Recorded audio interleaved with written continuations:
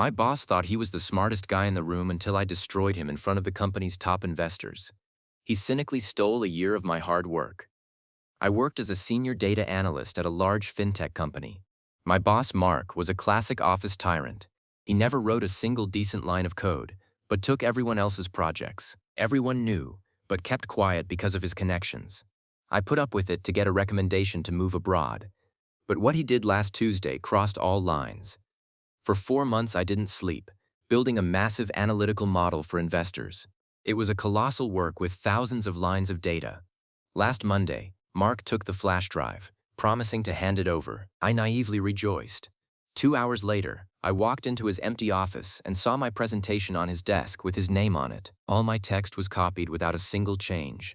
I was hit with such fury that my vision went dark. I wanted to make a scene, but stopped. Without evidence, he would just fire me. Then I remembered one detail. When checking the model on Friday, I left a hidden trap. I put a deliberate error in the liquidity ratio calculation. To an ordinary person it looked invisible, but any qualified investor would spot it immediately. That was my worst-case safeguard.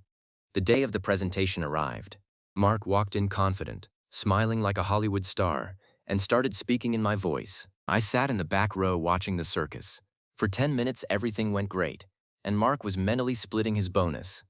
But then the fund's senior partner took the floor. An old tough auditor looked at the chart and asked one tricky question. It was about that hidden formula Mark had never opened. His face broke out in a cold sweat, and he stammered badly. The senior partner slammed his folder shut and canceled the deal for incompetence. Security escorted Mark out 10 minutes later. Now I lead the department, and he works at a fast food joint. That is what happens when you steal from the wrong person.